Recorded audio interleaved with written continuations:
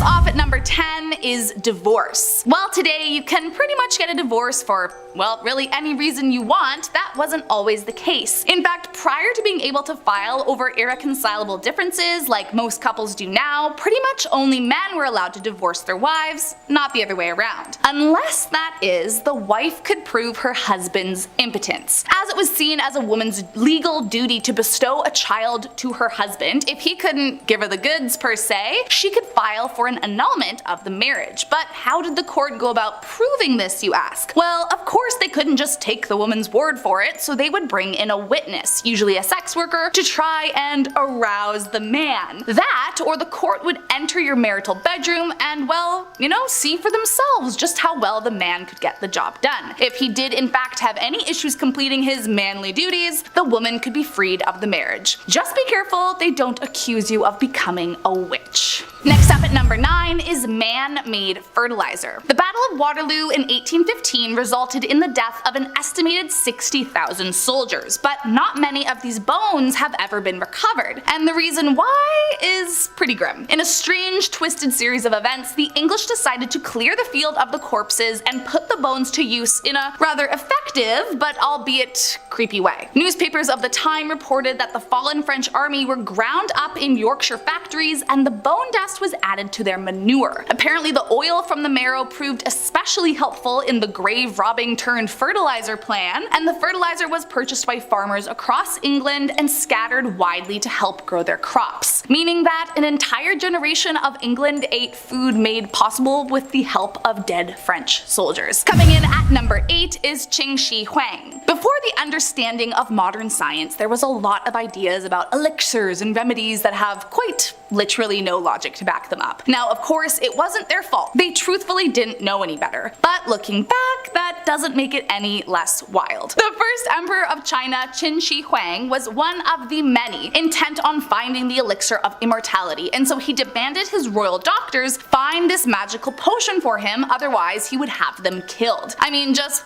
real low stakes stuff. Eventually, likely under the duress of not wanting to be killed and also probably not knowing what they were doing, they offered him a magic potion that they promised would bring him eternal life. The magic potion, however, was actually just mercury, and the emperor ended up dying from poisoning himself. A bit ironic that in the pursuit of eternal life, he actually only made his life shorter. Number 7, the Tunguska laughter epidemic.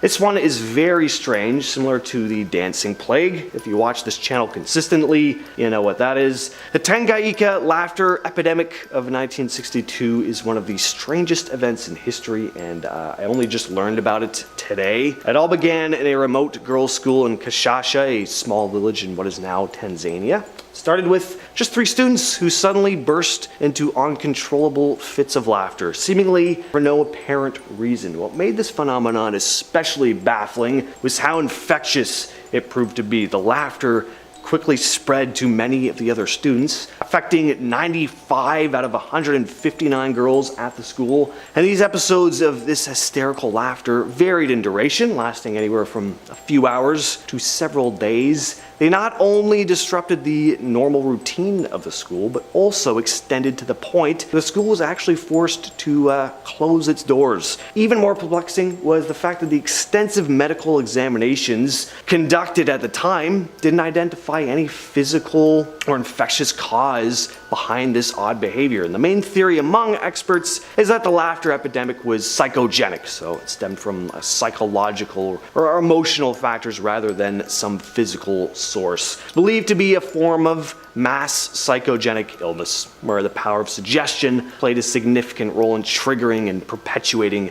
the unusual laughter, kind of like that dancing plague. And at number 6, we have the Somerton Man. So this all started when an unidentified man was found dead on Somerton Beach near Adelaide in 1948. In his pocket, authorities discovered a scrap of paper with the words Tamam Shud, meaning ended or finished in Persian.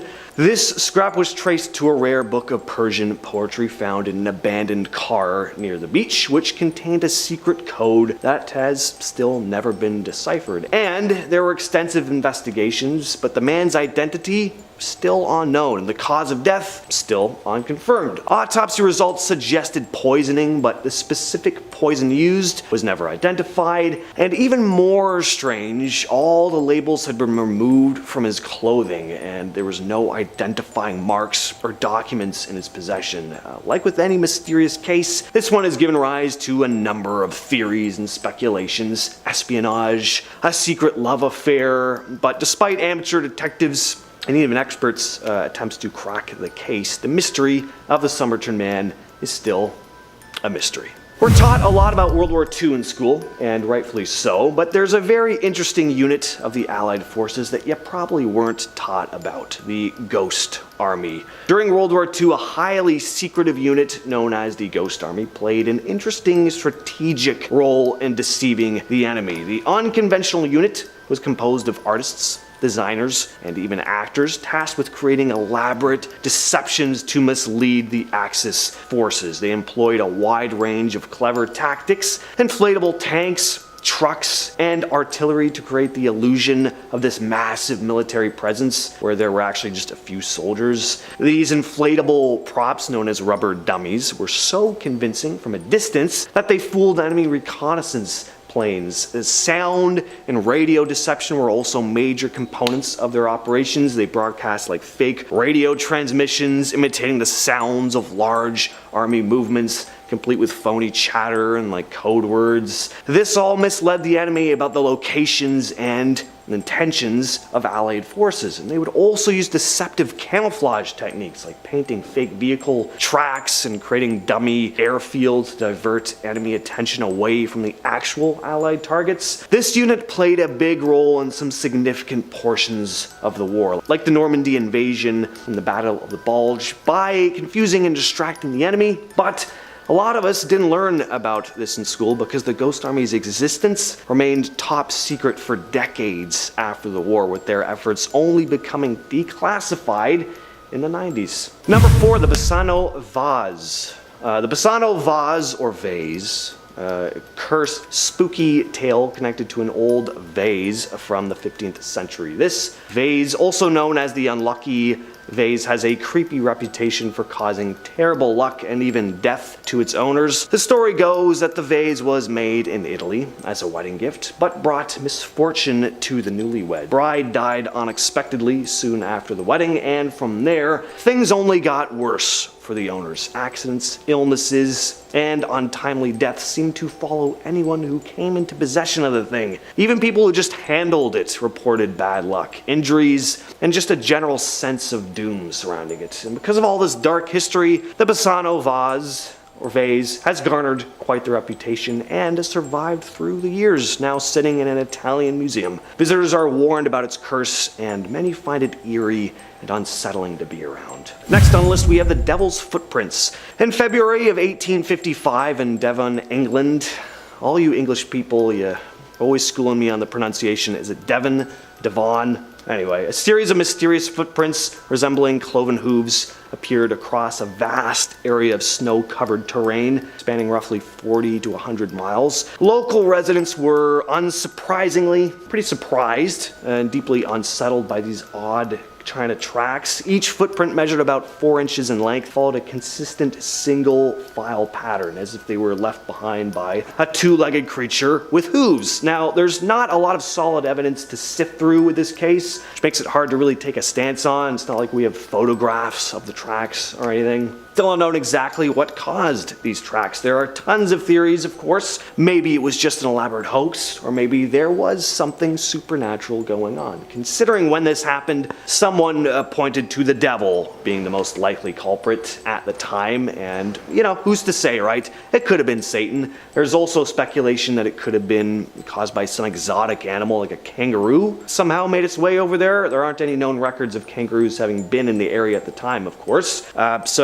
Most likely this was Satan. And at number 2, we have the Flannan Isles Lighthouse disappearance. This revolves around the eerie disappearance of 3 lighthouse keepers on a remote Scottish island in 1900. On one December morning, a passing ship noticed something strange. The lighthouse's signal wasn't lit. When they attempted to make contact via signal rockets, via signal rockets and a horn, there was no response. So concerned, they reported the situation to the mainland. A rescue party was dispatched to the island, and upon arrival, they found the lighthouse keeper's quarters in a state disarray. The beds appeared to have been hastily abandoned. Personal belongings were left behind. There were no obvious signs of a struggle, though. The kitchen table had even been set for a meal. Even stranger, one of the clocks had stopped, and the lighthouse's logbook contained some strange entries. On December 15th, an entry noted severe winds, but the final log entry on December 26th simply read, "Storm ended, sea calm, God is over all." There were searches of the island and its surroundings, but the three lighthouse keepers, James Ducat, Thomas Marshall, and Donald MacArthur, were never found. And coming in at number 1, we have the USS Cyclops. Yes, we have a Bermuda Triangle mystery for you.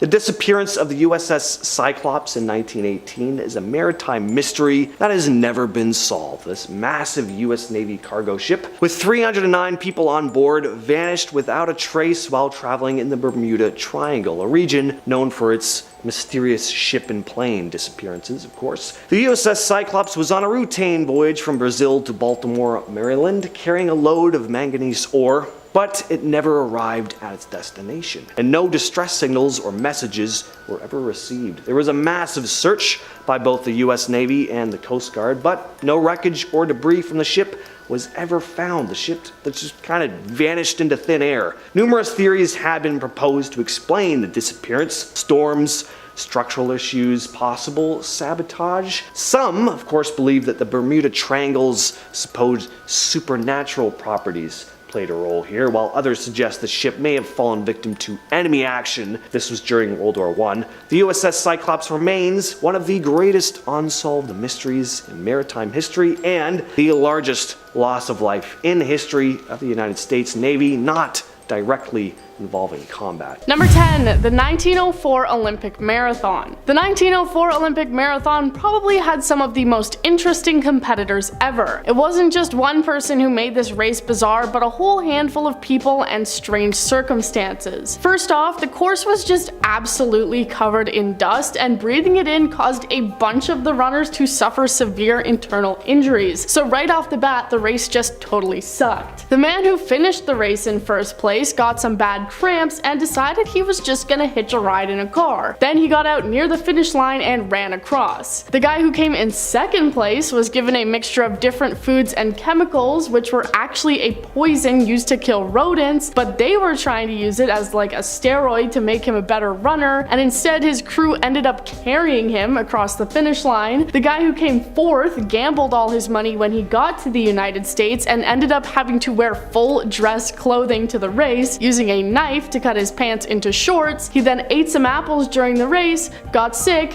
and took a nap, but still came fourth. Number 9, Robert Liston surgery. We all know that medical practices throughout history were a bit dodgy, and they didn't have a lot of the comforts that we have today. A man named Robert Liston was known as one of the fastest surgeons in the 1800s, and you had to be fast because they didn't have anesthesia, so surgery basically sucked for everybody involved. Liston also became the only person to perform a surgery with a 300% mortality rate. He was performing a leg amputation surgery, but worked so fast he accidentally cut off 2 of his assistant's fingers. Both the patient and the assistant died of infection because the saw he used was dirty. The third death occurred when, during the procedure, Liston accidentally sliced a nearby doctor's coat. But just the coat. The doctor thought he had been cut open, went into shock, and died of a heart attack, leading to 3 people dying during an operation meant to just save 1 person. Number 8, Salem tomato trial. We're all well aware of the Salem witch trials, but you've probably never heard of the Salem tomato trials. In the early 1800s, tomatoes were put on trial in Salem, New Jersey because they were believed to be poisonous. The tomato was also considered a sinful medicinal fruit because it can act as a mild aphrodisiac. Only one man in the town defended tomatoes during the trial and even tried to bring about tomato growing competitions so people would be less afraid. He would also regularly eat them in front of everybody, leading most people to think he was completely insane. Growing annoyed with the trial and fear of tomatoes, he decided to walk in front of the courthouse with an entire basket of tomatoes in his hands. He then proceeded to eat the entire pile of tomatoes as a crowd gathered around and watched, and to their shock, the man did not immediately die. This was enough to finally convince people that tomatoes were not evil.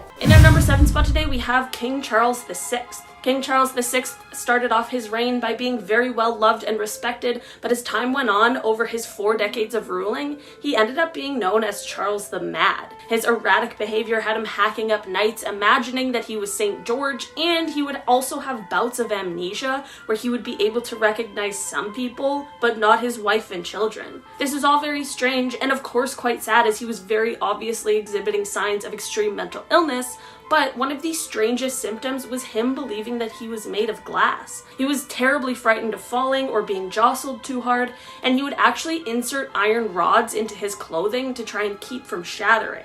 But then he would also apparently run wild at top speeds throughout the halls of the castle or the streets, which would obviously mean he was totally abandoning his fear of fragility. It apparently got so bad that he had to be held inside with the entrances bricked up. Sadly, he continued on this path until he passed away in 1422. In our number 6 spot today, we have the sticky bomb. Okay, so this one is less of an event and more of just a historical invention that absolutely should not have existed, and that is the sticky bomb. After the British hurriedly evacuated France in 1940, they were facing the threat of German invasion and had to come up with some weapons that could be used against tanks. Thus, the sticky grenade or sticky bomb was born. It was formerly called the anti-tank hand grenade number 74, and basically the design was that there was a metal outer shell that covered a bomb coated in adhesive. The idea was to have the user pull a pin to remove the metal casing, where they could then run up to a tank, use the sticky adhesive to stick it to the tank, activate the 5-second fuse, and get the heck out of there, or you could just throw it and hope it stuck. Well, there's a few problems with this design. The first one being that I'm sure all of us can understand, the adhesive didn't want to stick to anything dusty or wet or muddy, which are all things that happen to be common to tanks. You know what they did like to stick to though?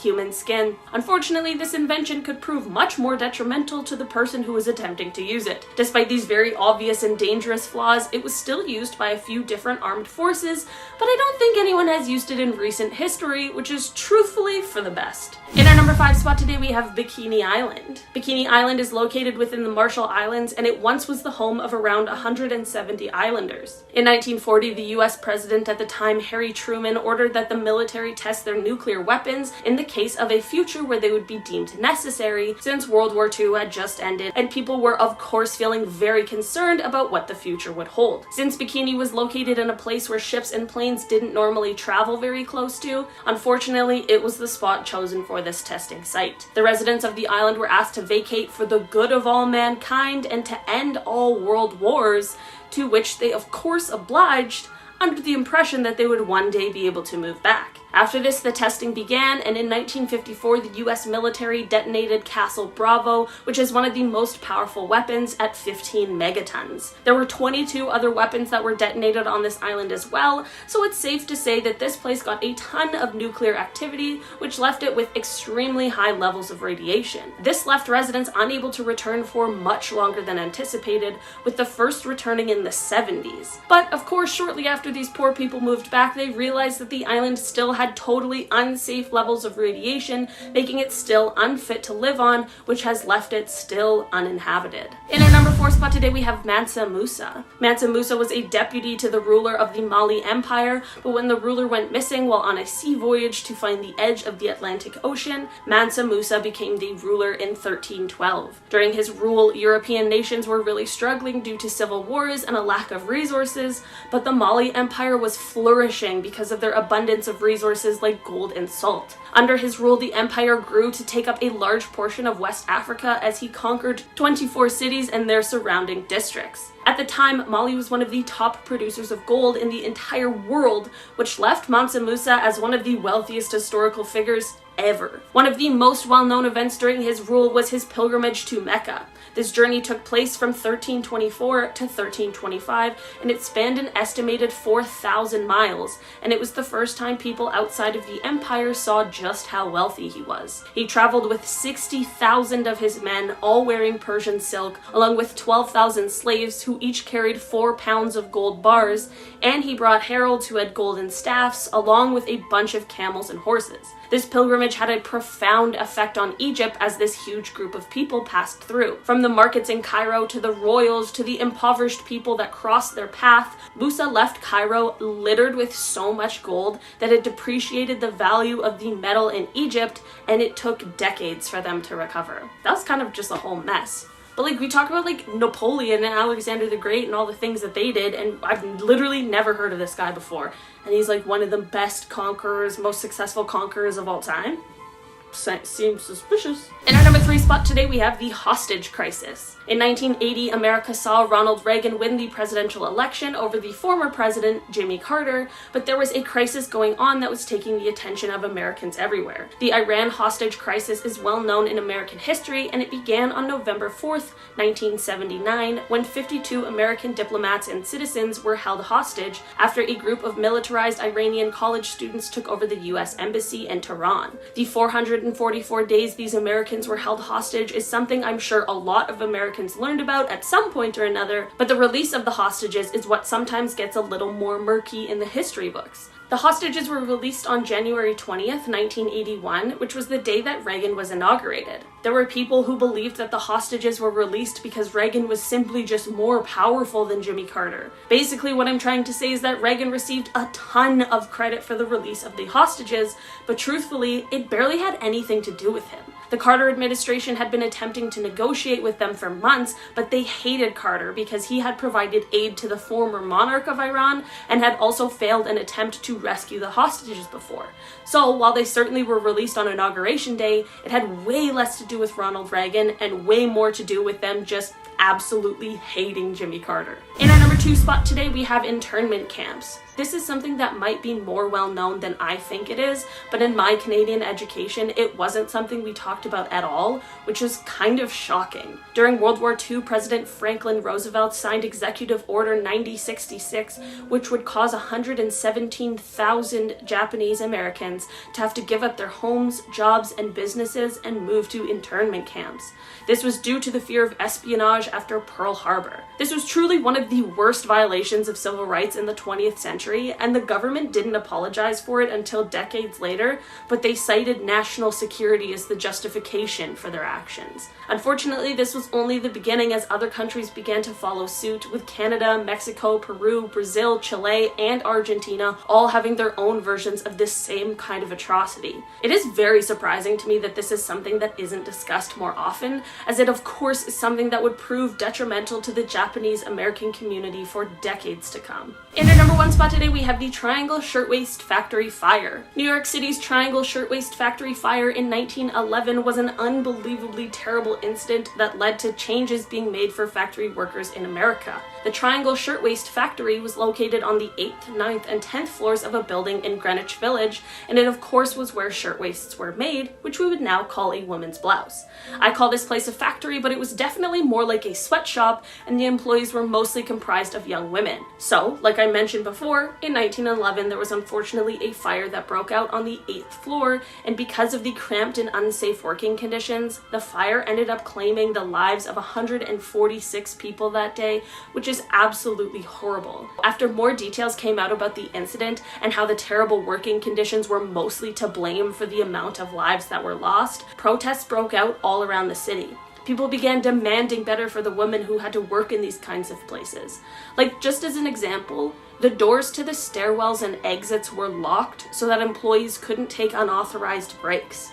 How unbelievable is that? And the worst part is that the owners of the company, who were largely responsible for what happened that day, basically got off scot-free. If you want to know more about this fateful day, the amazing podcast My Favorite Murder by Georgia Hardstark and Karen Kilgariff has an episode that does a wonderful job covering it. The episode is number 189, entitled What Wonderful Luck. It is crazy, and there's a lot going on. Starting off at At number 10, vampire killings. So starting us off, we have the supposed vampire killings from the 1800s. Now, spoiler alert here, they weren't actually vampires. Well, I guess I don't know that for sure, but I'm gonna go out on a limb and say they weren't. Anyways, back in the 1800s, people in New England believed that cadavers were rising from their graves at night and preying on the living. So to solve this problem, they began exhuming the cadavers. Now, some kept it simple and just turned the cadaver face down, but others jumped to more extreme methods like ripping the bones apart and rearranging them, or burning the deceased person's heart and inhaling the smoke. Apparently at the time, it was believed inhaling the smoke cured tuberculosis, though I can only imagine it made matters much worse for them. Some towns were so into the ritual that they would even hold festivals during the process and celebrate the exhumation and subsequent destruction of the corpses altogether.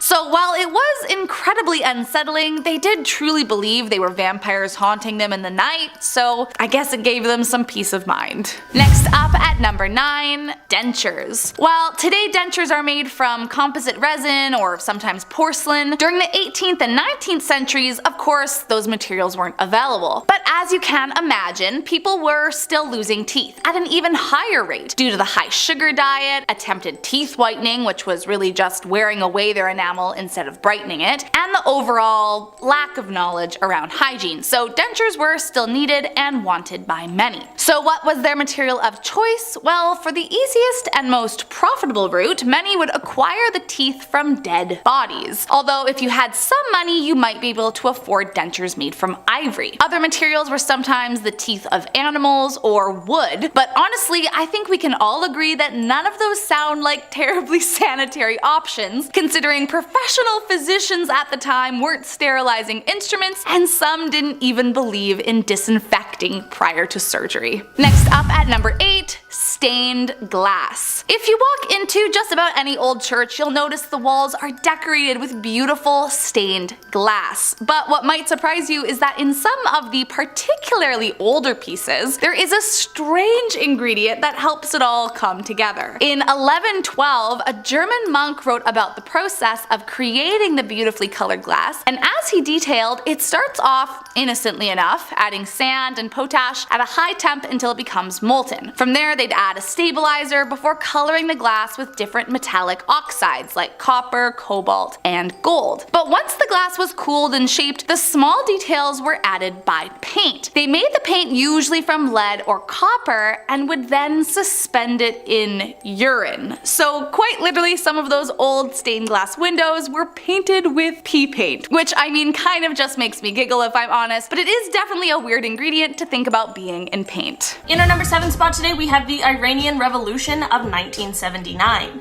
On August 19th, 1978, at the Cinema Rex in Abadan, Iran, there were hundreds of people watching a film when 4 men barricaded the doors, doused the cinema in gasoline, and lit the whole thing ablaze. This was a key event that led to the following revolution of 1979, but it truthfully had been building for quite some time, and this obviously wasn't the only event that led to this movement. This revolution was unique in the fact that it lacked a lot of the usual causes, such as a defeat in war, or a gigantic national debt, or an uprising of those in poverty. There is a lot that happened and a lot that went into this revolution, and I truly do not have time to cover in this video even half of it. But this revolution not only toppled Iran's absolute monarch, but it had worldwide political repercussions that are still seen today. In our number 6 spot today, we have Cyrus the Great. It is entirely possible that you may have learned about Cyrus the Great in school, as he was the founder of the Achaemenid Empire, but there is one thing he did that apparently a lot of us didn't know that possibly changed the course of our history. After he took Babylon over, he freed all of the captured slaves in the city and let them go back to their homelands. This included the Hebrews who were captured and enslaved from Judea. This may seem like a nice and reasonable thing to do, but it truly was more than that. By allowing these people to be free and return to their homes and continue practicing their religions, this may have been what has kept some religions alive. Without this move, it is possible that we may not have Judaism, Christianity, or Islam today, and that would have made our entire history very, very different. In our number 5 spot today, we have the Italian Renaissance dark side. When we think of the Italian Renaissance period, it is known for development and the rebirth that it caused, which makes a lot of sense considering the word Renaissance literally means rebirth. But there is one less glamorous and slightly frightening side to this period that isn't widely talked about. Sailors who had been returning from the New World at this point brought something less than lovely back with them, and that was syphilis, which spread through an entire French army. After this, the troops brought what was called the Great Pox to the rest of Europe. Since there was no penicillin or banana medicine back then, the disease spread rapidly and the symptoms were pretty gruesome. It would often happen that a person who had fallen ill would have the skin on their faces essentially be rotting away, which would leave large ulcers. Some people's noses and lips would be pretty much gone, and it happened often that people would sadly pass away from the disease. So basically what we think of as a beautiful time in Europe was both world-changing, but also very scary, and pretty close to a zombie apocalypse. In our number 4 spot today, we have the history of dentures. I suppose this one is less of an event and more of a weird practice, but I just had to include it. I don't have a ton of experience with dentures, but they seem to be a pretty straightforward thing these days, aside from the cost of dental, but things weren't always the way they are today. Instead of dentures being made of fake teeth, before they used to be made with real human teeth, which is absolutely disgusting to me. After the Battle of Waterloo, scavengers went and took the teeth off of the corpses, which is quite a job, and then they sold these teeth to dentists. These dentists would boil the teeth, chop the roots off, and then attach these teeth to ivory base plates and then sell them to the customers. Aside from this being an extremely morally questionable practice in its entirety, it is also just so creepy. In our number 3 spot today, we have telephone cats. If you're a cat person, you might want to skip over this number. In 1929, 2 scientists at Princeton University wanted to conduct an experiment in order to test how auditory nerves perceive sounds. This is obviously extremely important research, but the way they went about this is truly messed up. They took a sedated but alive cat and cut out a part of its brain. They then attached one end of a telephone wire to the cat's auditory nerve and then the other end to a telephone receiver. When one of these scientists spoke into the cat's ear, the other one could hear it on the other end. This is cool, but most definitely not an excuse to do something so inhumane. There were, of course, benefits to this experiment, and it is believed that this may have helped lead to the development of cochlear implants, which is, of course, an incredibly important scientific advancement. The worst part, however, while the cat actually survived this experiment, instead of treating it like a king for the rest of its life like it truly deserved, these scientists instead decided to kill it to see if the experiment would still work on a dead cat.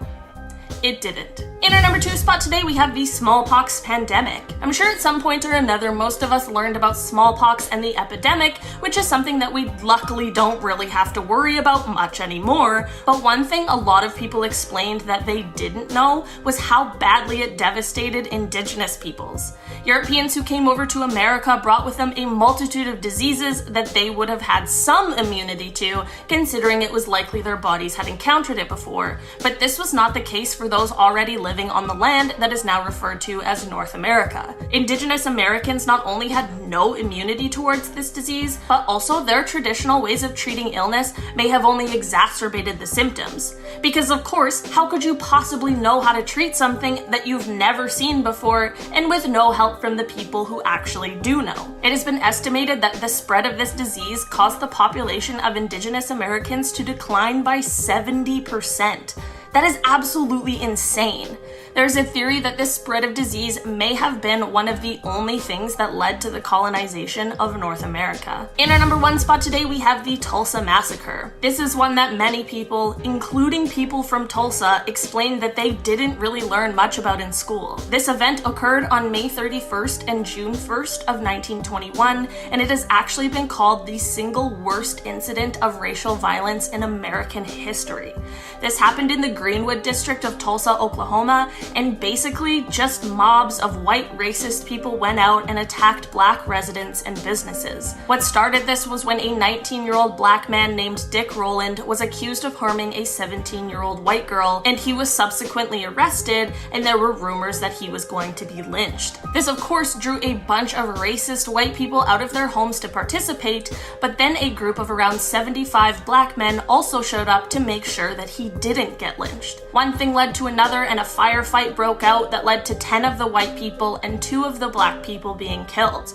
After this, all hell broke loose. Just last year, the last living survivor of the massacre, R&B and jazz saxophonist Hal Singer, passed away at the age of 100. And just last year, this massacre finally became a part of the Oklahoma State curriculum, and it's about time. Only a century too late.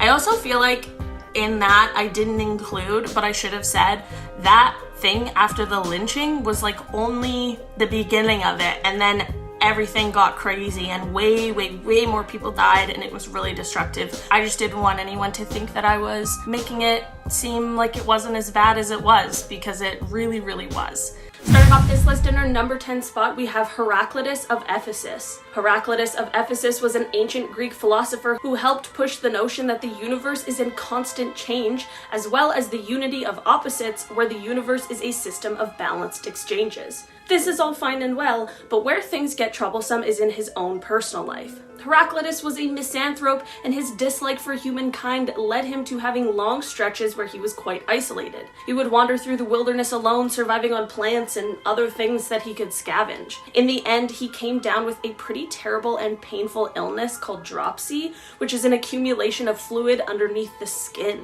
Doctors were unfortunately unable to help him, so he took matters into his own hands. He decided to cover himself in cow dung under the belief that as it dried, it would draw the moisture out from under his skin. This could have been a genius idea, albeit super gross, but things took a very dark turn. Covered in the dung, he laid out in the sun to dry, but the dung created a body cast and it left him unable to move. This inability to move also left him unable to shoo off the pack of wild dogs that ended up surrounding him. So, unfortunately, he was eaten alive. I guess I can understand why this one may have just been left out of history class. In our number 9 spot today, we have Kurt Gödel. The Austrian-American philosopher and mathematician Kurt Gödel lived from 1906 to 1978, and he made quite a name for himself. Being compared to the likes of Aristotle and Einstein, he is best known for his incompleteness theorem, which was a very significant mathematical result. He was obviously very successful and found himself teaching and educating a younger generation, but similar to who we just talked about, his personal life is where things got quite dark. When he was 6 years old, he had a case of rheumatic fever, which left him quite ill for the rest of his childhood. This led him to first being pretty preoccupied with his health, and unfortunately this turned into hypochondria, which then led him down a path of complete paranoia. He ended up having an irrational fear of getting poisoned, so to avoid this he would only eat food that had been prepared by his wife, who also had to taste it beforehand. Sadly, his wife was hospitalized in 1977 for 6 months, which obviously left her unable to prepare food for him. I'm not exactly sure why he couldn't just prepare the food himself, but during this period he refused to eat, which eventually led to him starving to death. In our number 8 spot today, we have prohibition poisoning. I'm sure most of us learned about the prohibition at some point in school, which of course was the outlaw of the consumption of alcohol, which was done with a ban being placed on the production, importation, transportation, and sale of alcohol by the US government from 1920 to 1933, but it is just as well known that this ban certainly did not stop people from producing or consuming alcohol. It was just done in sneakier ways. The black market for alcohol was booming as people began to drink redistilled industrial alcohol instead. This is all pretty well known, but one super sketchy thing that is definitely less well known is something that government agencies did to curb the black market sales of alcohol. Basically, they poisoned the industrial alcohol that was being repurposed for drinking. And not just poisoned in a way where the drinker would get sick, which is already horrendous enough, but they poisoned the alcohol with lethal chemicals. It is thought that by the time the prohibition ended, at least 10,000 people died from this. This event is still one of the strangest and deadliest decisions made by government officials. Coming in at number 7 is Henry Rathbone. During school, we all learn about John Wilkes Booth, who assassinated President Lincoln at the Ford's Theater in Washington. But did you know that that wasn't the only tragedy to occur due to that night's events? In the theater with Lincoln that night was his wife, along with Henry Rathbone, a military officer, and his girlfriend Clara. At the time of the assassination, Rathbone saw Booth and tried to save Lincoln, but Booth stabbed him before he could reach the president. Although he physically survived the attack, he left with a deep-seated guilt about not being able to save the president's life. 2 years went by, and despite trying to move on from the tragedy by marrying Clara and starting a family, his mind never fully recovered, and he became more and more paranoid about the world around him. He began claiming to hear voices speak to him from behind the walls that would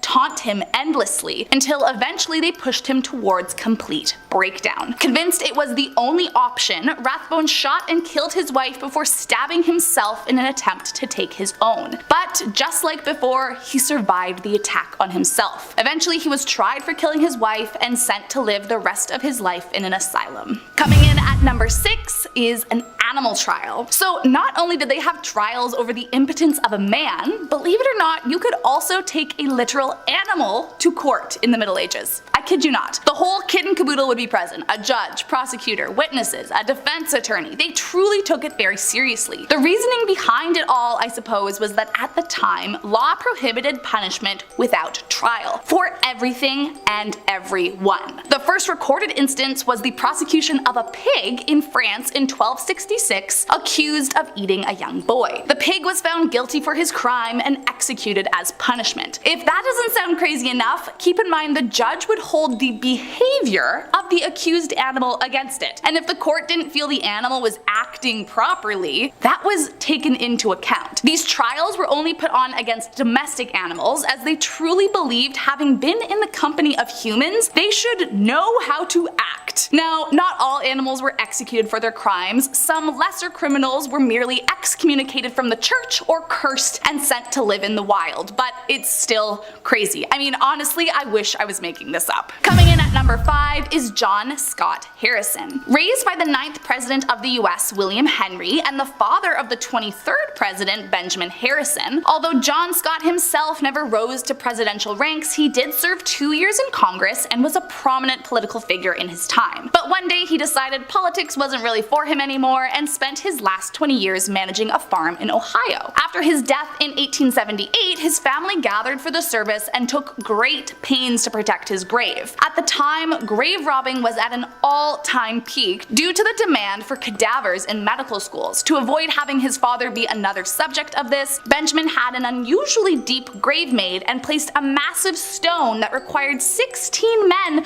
to move placed on top of his casket. For extra measure, he then covered the whole ordeal in cement, then placed small wooden pegs below the surface of the covering so that he could tell if it had been disturbed. Oh, and he hired a security guard to watch it day and night for the next 30 days. After noticing a nearby family friend's grave had been exhumed, Benjamin and his nephew went to go and track it down. They managed to obtain a warrant for the Medical College of Ohio, and with the help of a detective went to retrieve the corpse of their dear friend. When they arrived, they found a dissecting room on the top floor, but to their surprise they couldn't find who they were looking for. Instead, they happened upon a body that looked strangely familiar, and when they removed the rags covering the head, they were horrified to discover it was the corpse of one Mr. John Scott Harrison. How the grave robber managed, we will never know. Next up at number 4 is La Custa. The Pax Romana is known for being one of the most peaceful times in history. The Romans had pretty much conquered what they set out to, and so they began to, just chill out for a bit. Then along came La Custa, esteemed maker of poisons and the world's first serial killer. Well, more like a hired assassin by the Roman Empire. Locusta was routinely caught poisoning people, and despite frequent arrests for her killings, was always let free. Why is that? Well, the Empire got word and decided they could use her to their advantage. Her first big gig came from Empress Agrippina to kill her husband, Emperor Claudius. Locusta complied with glee and assassinated the emperor. However, soon after, Agrippina threw her under the bus for the crime. But now, under the ruling of Lord Nero, he saved her for his own devilish plots. For the next 15 years under Nero, she worked consistently and was even awarded for her service. Locusta received a villa and even a small staff to help her in her poisonous endeavors. Nero even went as far to provide her with her own school for the profession. But after Nero was sentenced to death, Locusta lost her security blanket and lawful immunity and was executed by the emperor for her crimes. Coming in at number 3 is Gilles de Rais. Joan of Arc is, rightfully so, credited as a certified badass and patron saint who was a major defender of the French during the 100 Years' War. Among her most supportive and trusted allies was Gilles de Rais, an esteemed knight in the French army who was appointed the highest military distinction one could receive at the time. But if he was such a big deal and close companion of Joan, why isn't he as widely celebrated? Well, that's because sadly he was actually super evil. By day he was defending France beside Joan of Arc, but at night he was into the senseless killing of minors in occultist rituals. Often he would lure the unsuspecting victims in with psychological torture, convincing them that it was just a game, before bludgeoning them and doing other cruel and unspeakable things to their corpses, supposedly using them for his rituals. Eventually he was found out and tried for his crimes, admitting to all his vicious acts and hanged as punishment. Although no one knows for sure, it's suspected he had nearly 150 victims. Coming in at number 2 is virginity tests. Back in a time when a woman was merely the property of her husband, there was one very important thing that needed to be assured before the wedding night: that she was pure. Mostly because it was believed that the consummation in fact kind of sealed the whole husband owning his wife deal, and if she had done it with anyone else, she didn't really belong to him.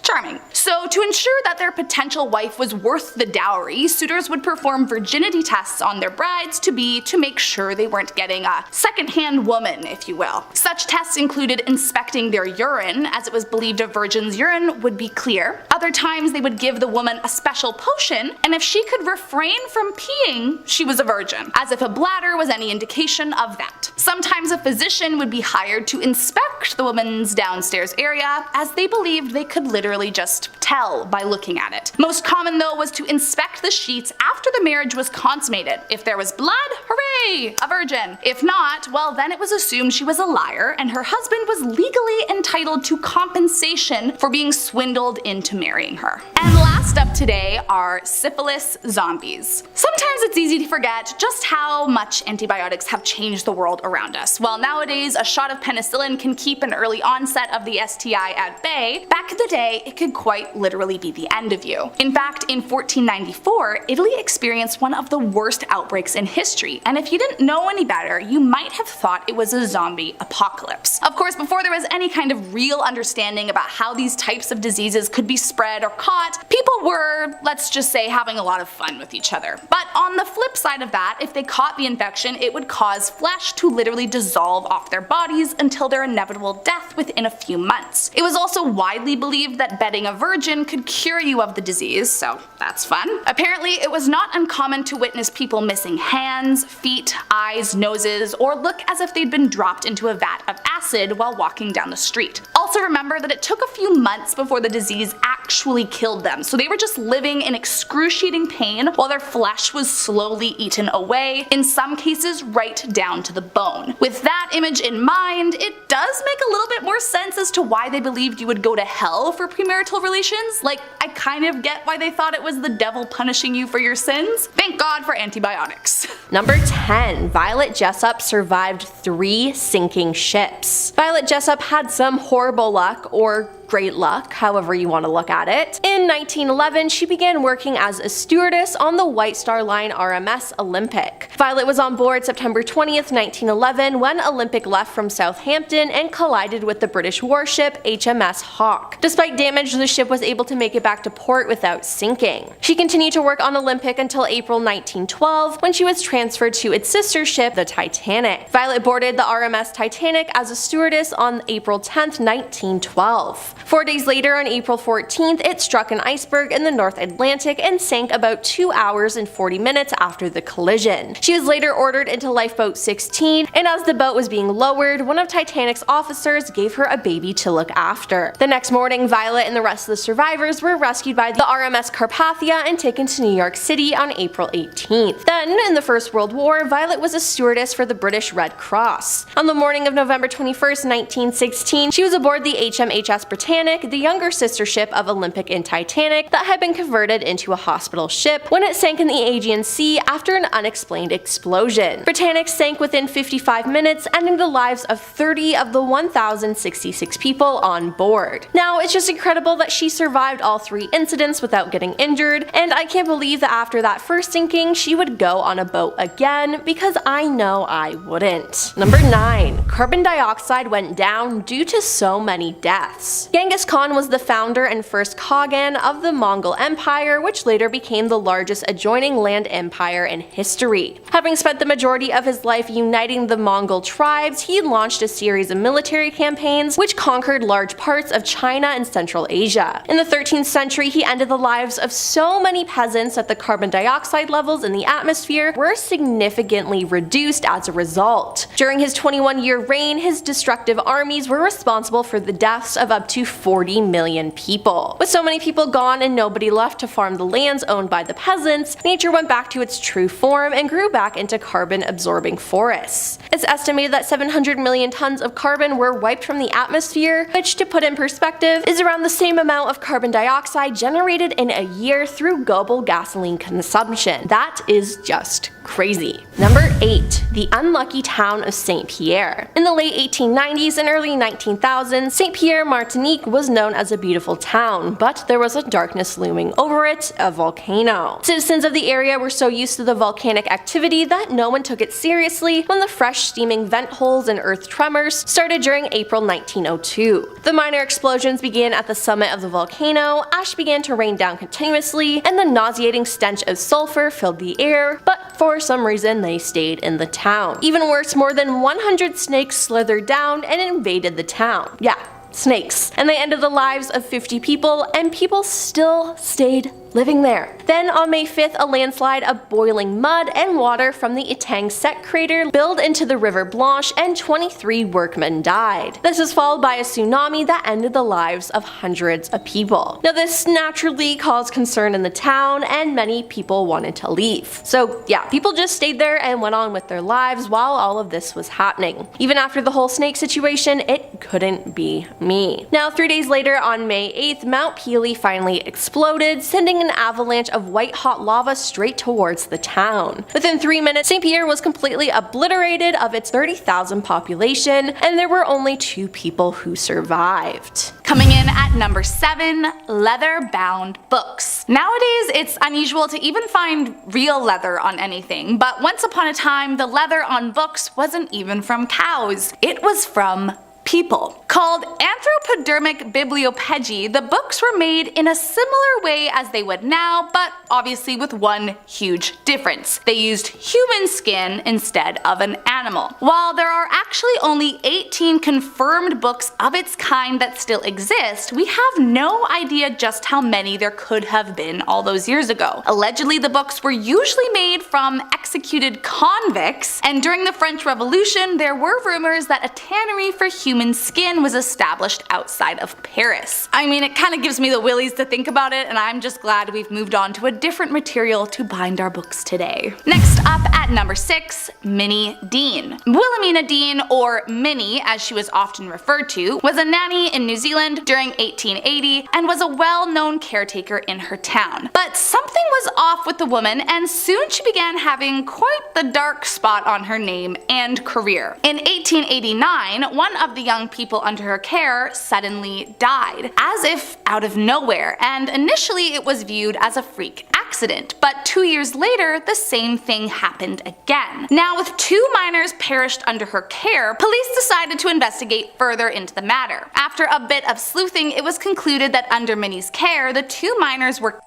as she was attempting to take out life insurance on them. Police immediately took the remaining young boy in her care, finding it in dirty clothes and drinking curdled milk. By 1895, the investigation into her crimes continued, and she was spotted trying to flee on a train with another victim in her arms. And when police searched her house, they found 3 more covered up victims. Eventually found guilty for all her crimes, she was the first and only woman ever hanged in New Zealand. Next up at number 5, radiation test subject. In 1999, a man named Hisashi Uchi was a power plant technician, and he became known for being exposed to the highest amount of radiation of any human in history. While working at the Tokamura nuclear power plant, after a lack of safety protocols, improper training, and just an overall pressure to meet deadlines, Uchi and his coworkers made a terrible error. They mistakenly mixed an incorrect measurement of radioactive materials into the wrong tank, and as you've probably figured out, it caused a near fatal burst of gamma rays. Hisashi, who happened to be the closest to the incident, was brutally injured and sent to the hospital. Once he was there, it was discovered he had no more white blood cells, so essentially meaning that he had no remaining immune system. And despite being in intense pain with a rapidly deteriorating condition, doctors kept him alive under the family's request. So for 83 days, Uchi remained alive, being used as a test subject for experimental radiation treatment by the doctors, which, I mean, in their defense was the request of the family, but still, he endured several cardiac arrests, lost all of his skin, and suffered brain damage as well as organ failure. One of the last things Uchi ever said was, quote, "I can't take it anymore, I'm not a guinea pig." And then finally, one more cardiac arrest released him from his torture. Coming in at number 4, mumia. Most widely practiced between the 12th to the 17th century, although there were a few cases in the 18th century that pop up, mumia was widely used as a means of medicine in many European countries. Now, if you can't tell by the name, mumia is creepily just as it sounds, the use of human remains to fix a living person's ailments. It was believed by many of the top physicians at the time that ingesting certain remains prompted the medicinal power of the mummy and could cure things like coagulated blood, pain, coughs, inflammation, cramps, and even heal open wounds. Now, they didn't just sit around eating the carcass directly. Instead, they would either grind the bones into a powder and drink it from there, or drink an extracted liquid from the embalmed individual. In fact, it was so popular at one point that it's believed the reason there are so few mummies these days is because of the high demand of flesh at the time. Coming in at number 3, James Jameson. One of the heirs to the Jameson whiskey family fortune,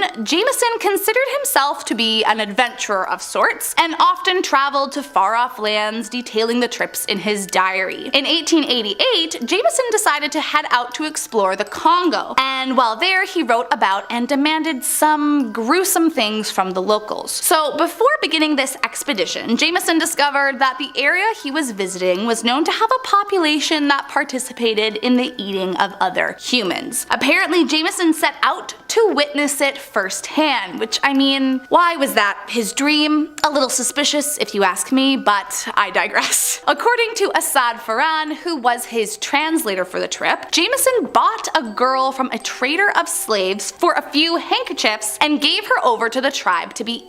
Allegedly, he didn't pay the tribe directly, but in a roundabout way, he did sort of pay to have this girl. What's even more gross is that he proceeded to draw and paint watercolors of the gruesome event while it happened, which again, just wrong on so many levels. Coming in at number 2, Cambodian Barbies. You may have been taught about the Khmer Rouge in history class, but if they don't ring a bell, essentially they were an extreme communist regime in Cambodia that held government between 1975 to 1979. They were known for being extremely cruel and committed some of the most horrifying acts of genocide in history, with nearly 2 million perishing under their ruling. Now, during their radical rule, the entire country was isolated from all foreign influences. This included closing schools, hospitals, factories, factories, banks, foreign agriculture. They believed this would stimulate the rebirth of the country, but of course, all it did was send it into desolate famine and poverty. Led by a man named Pol Pot, the people of the country could not forage for food, despite the fact that everyone was starving, and anyone who disobeyed the orders was killed. Apparently, as the people became more and more desperate, they began to turn to folk magic, turning Barbie dolls into smoking talismans for luck. Thankfully, since its dissolution in 1999, all the leaders have been jailed for their atrocities, and the people are freed from the genocidal regime.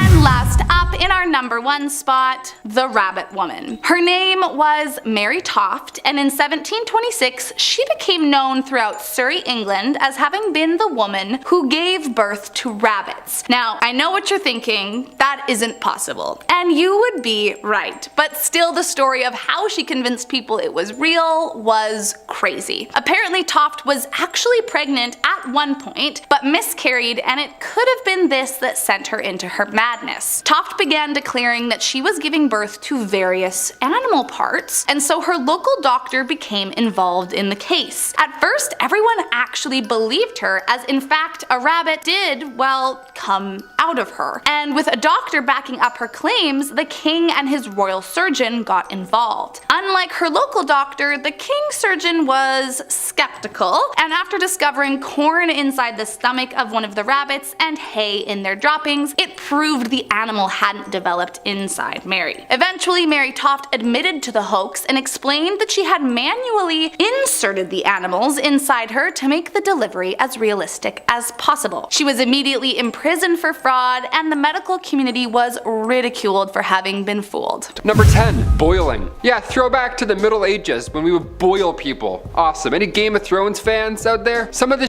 is too accurate. In 1531, the time King Henry VIII was unfortunately running the show, they made boiling a capital punishment. Say no more, I'm never breaking the law, ever, not even thinking about it. Poisoning somebody back then was equal to treason, obviously. Therefore, it was agreed that you should be boiled, slowly, might I add, if you were caught tampering with a royal's beverage, their IPA. You know what I mean? You drop a little bit of something in there, you're out, you're getting boiled. That's horrible, that's the worst thing I've heard today. Number 9, the Battle of Zappolino. Turning the calendars back a little further, this time to 1325, the Battle of Zappolino was a large-scale event over a bucket. Yeah, I wish I was joking. War of the Oaken Bucket, that's also what it's referred to as. This beef was between 2 Italian towns, Bologna and Modena. It all kicked off when soldiers from Modena snuck into Bologna with intentions to steal. What are they gonna steal? Are they gonna steal the Declaration of Independence? No, they're gonna steal a wooden bucket from the city's well, because, you know, resources were quite sparse back then. If you steal a bucket, that's equivalent to stealing, you know, something big. That's like a pretty big heist back then. The Bolognese declared war then, obviously, and then sent in an invading force of 30,000 foot soldiers, as well as 2,000 cavaliers. The city of Modena had a smaller army. They only had 500 infantrymen and 2,000 cavalry forces. Thing is, these guys, they still won. Yeah, even though they had the lower force, they still got it. These guys chased the larger army way back to Bologna while destroying every town in the process. Now, some recall them bringing the bucket back just to taunt the city, which is pretty horrible, but I kind of am like, yeah, you know what? I kind of would too. I don't know. The bucket is currently on display still in Modena, so if you want to go see it, there you go. Go grab the kids and the wife. Say, hey, we're going on a trip. We're gonna go see a bucket. Yeah, bright and early. Number 8,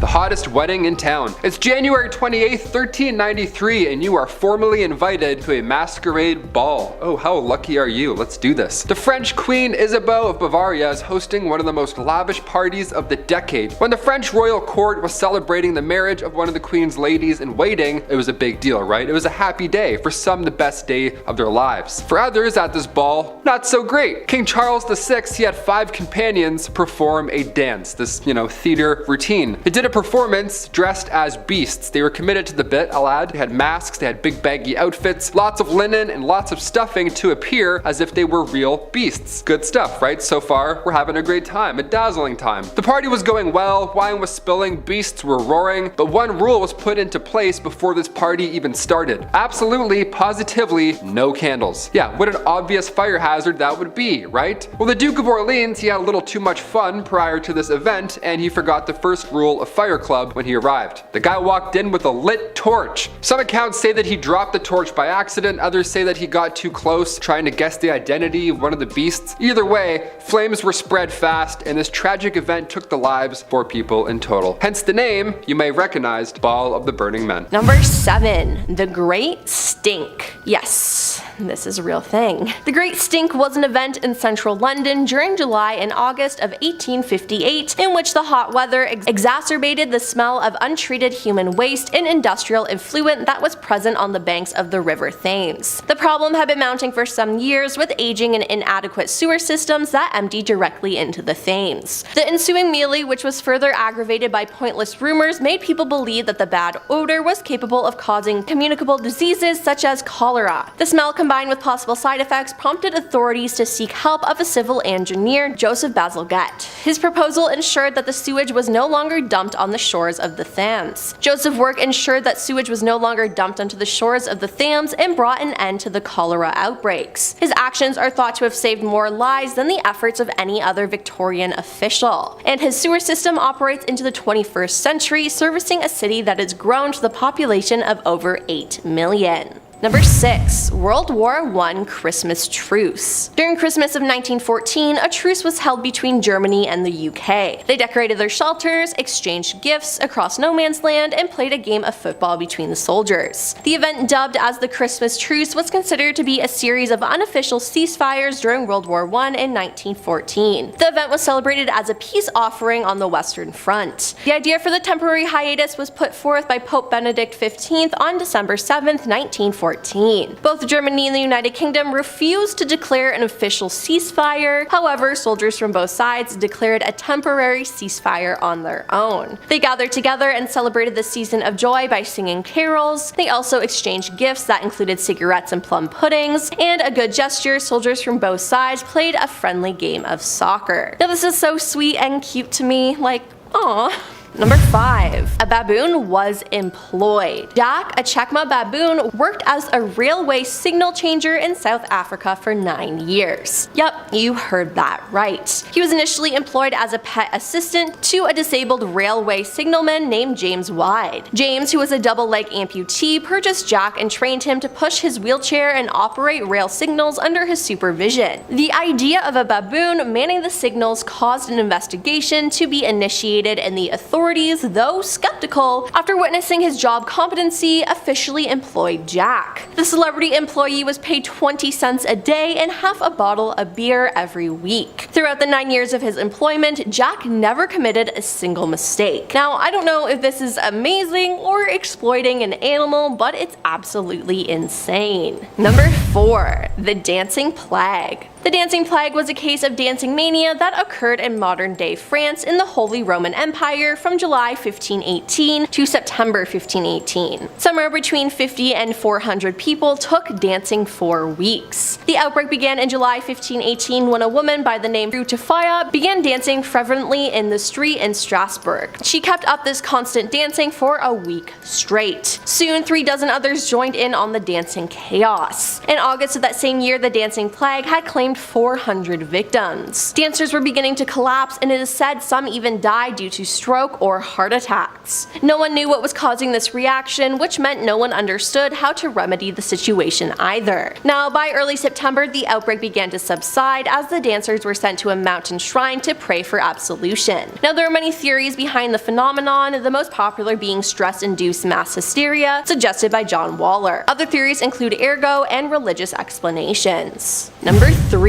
The doctor with a 300% mortality rate. Robert Liston, a surgeon in the 1800s, performed an operation with a 300% mortality rate. Instead of saving the patient, he ended the lives of 3 people. He was renowned for being one of the fastest surgeons alive, which at that time was a very good thing. Anesthesia as we know it didn't exist, so patients were awake for the entire procedure, meaning the shorter it was, the better. Robert was performing a leg amputation, but worked so fast that he accidentally accidentally cut off fingers on his assistant's hand. Both the patient and the assistant died later of gangrene, most likely due to the saw being unclean. And what about the third death? Well, doctors and other spectators would often watch these surgeries from the gallery, which was much more up close and personal than medical galleries today. During the procedure, Robert accidentally swiped an elderly doctor with a blade, slicing the fabric of the doctor's suit coat. Thinking he had been cut open, the doctor went into shock and died of a subsequent heart attack. Thus, 3 people died during an operation that was meant to save 1 life. Number 2. Clogged toilet sinks submarine. During World War II, the German submarine U-1206 joined the war in early April 1945. Commander Karl Adolf Schlitt proudly captained the crew into battle. However, they forgot one crucial weapon in their war with the Allied forces, a plunger. At the time, the British submarines would store the excrement on the boat and dump it once they returned to land. German submarines were far more advanced and had a complicated toilet system that would shoot waste into the sea. But after being at sea for a few weeks, the submarine's toilet system malfunctioned, leading to a smelly problem. The situation soon became dire as seawater and sewage poured into the sub and began mixing with the ship's battery. With no choices left, Schlitt ordered the submarine to resurface immediately. Unfortunately, they resurfaced near Scotland and caught the attention of the nearby British Royal Navy. Within moments, they were attacked and died. Now, this is actually kind of funny because what do you mean that happened with the toilet?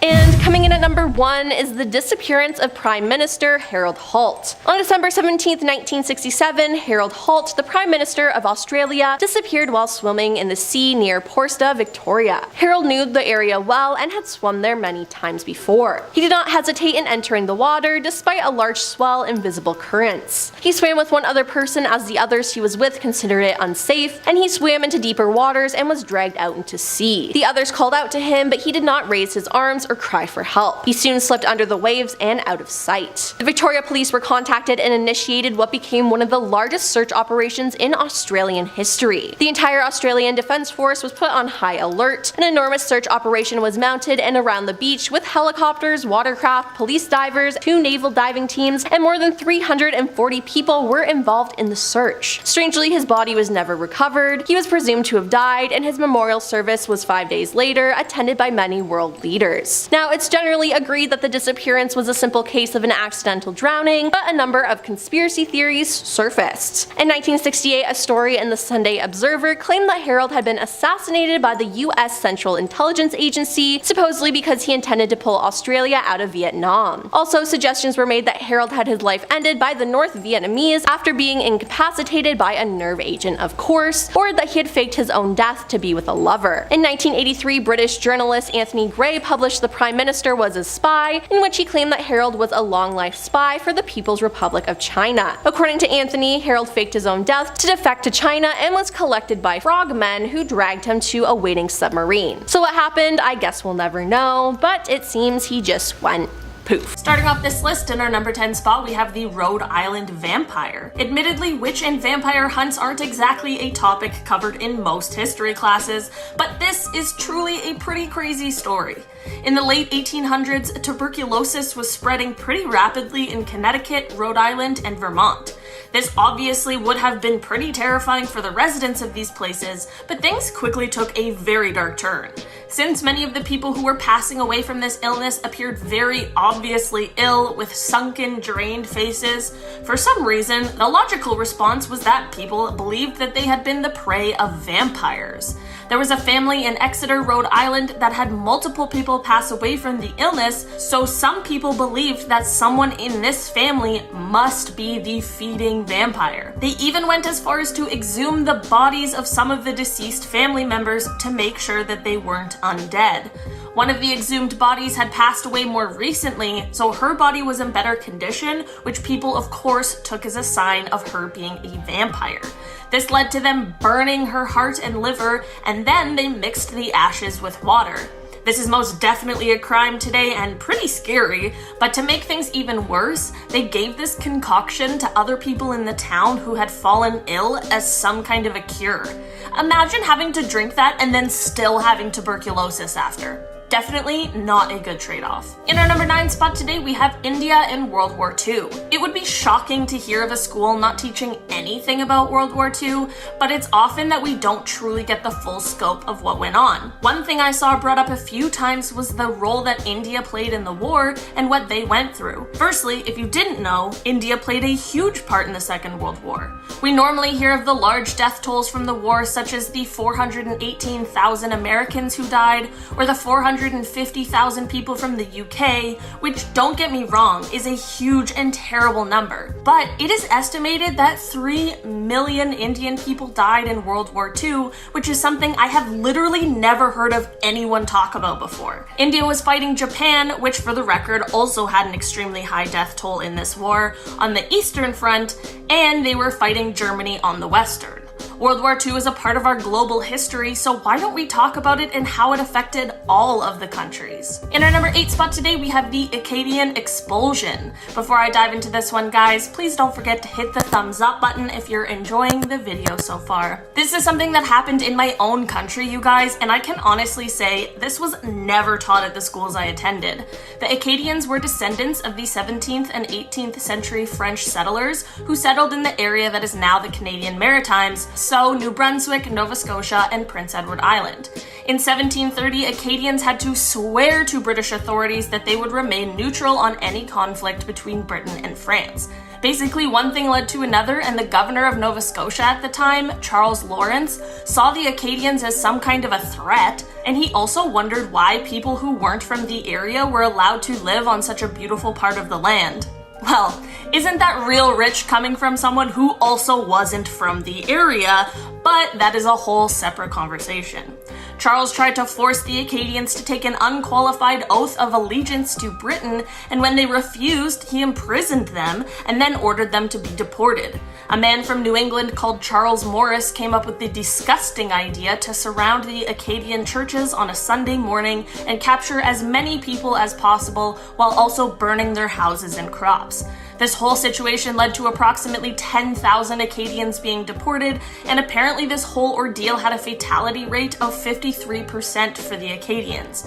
This whole thing is honestly pretty disgraceful, and it's just something that we don't talk about. Number 7, the Kalavrita Massacre. I hope I'm pronouncing that right. Most of you have probably heard of the massacre in Oradour-sur-Glane, France, by SS soldiers. Well, stuff just like that was happening all the time in World War II, and this incident was very similar but much less known, at least outside of Greece. This massacre occurred during World War II in December of 1943. It was a brutal event carried out by German forces in retaliation for the Greek resistance activities against the Axis occupation in Greece. During the German occupation of Greece, the Greek resistance movement actively fought against these German forces. In response to the resistance activities, the SS targeted civilians, especially in small towns and villages, as a means of punishment. And they just wanted to send out a message. On December 13th, 1943, German troops, part of the 117th Jaeger Division, surrounded the town of Kalavrita in the Peloponnese region of Greece. The soldiers systematically destroyed the town and its surrounding villages. Men, women, and children were gathered in the town square. The Germans separated the men from the women. The men were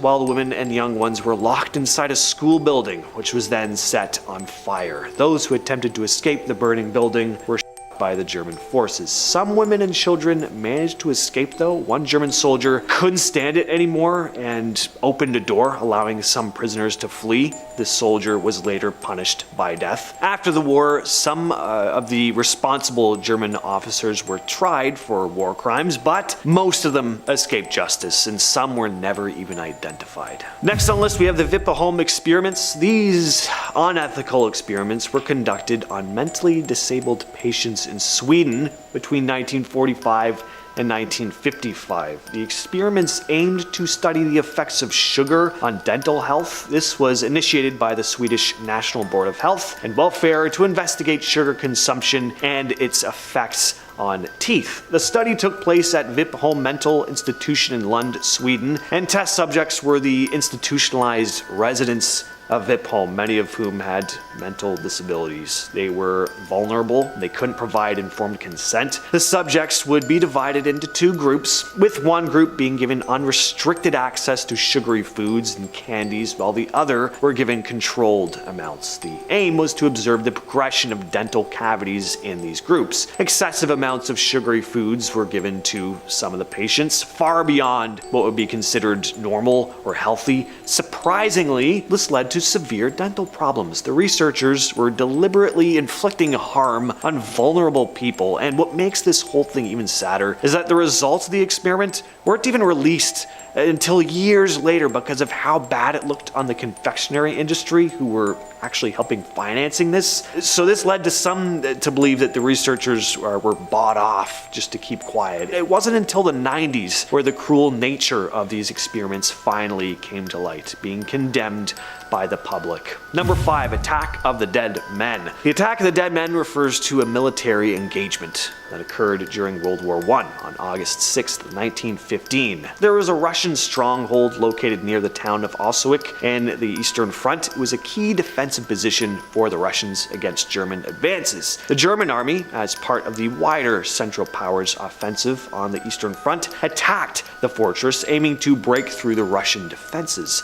During the battle, the Germans employed chlorine gas, a chemical weapon to weaken the Russian defenses. The gas was intended to incapacitate or unalive the soldiers defending the fortress. Now, despite being affected by this gas, some Russian soldiers, driven by pure desperation and with cloths or handkerchiefs soaked in water covering their faces, counterattacked the advancing German forces. The gas masks available at the time were not effective against chlorine gas, and the sight of Russian soldiers appearing with their faces covered in white cloths and just blood-stained from the effects of the gas gave rise to this legend of the dead men. They basically looked like zombies rising up and moving towards the enemy. And the fierceness of the counterattack, combined with the horrifying appearance of these Russian soldiers, caused complete terror among the German troops. They fled, and they're still being attacked from behind. Many of them died, getting trapped in their own traps and stuff. Germans believed they were facing the spirits of the dead, panicked and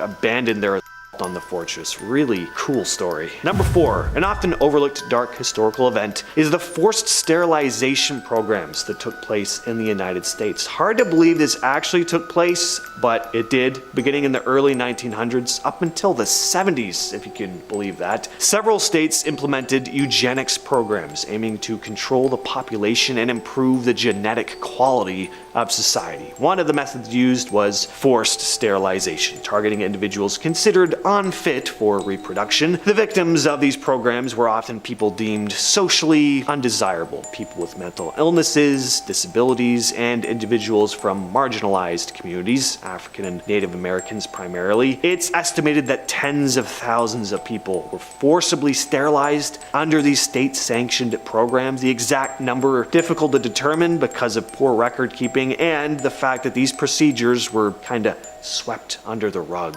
Number 3, the Great Molasses Flood. On January 15th, 1919, a massive storage tank containing 2.3 million gallons of molasses collapsed in the North End neighborhood of Boston, Massachusetts. The Great Molasses Flood, also known as the Boston Molasses Disaster, resulted in widespread destruction and loss of life. The tank had been poorly constructed with weak rivets and insufficient safety measures. At around 12:30 p.m., the tank suddenly burst, releasing a wave of molasses, estimated to be about 25 feet high, moving at a speed of 35 miles per hour. The molasses wave engulfed the neighborhood, causing significant damage to buildings and streets and the Boston Elevated Railway. The disaster resulted in 21 people losing their lives and around 150 others being injured.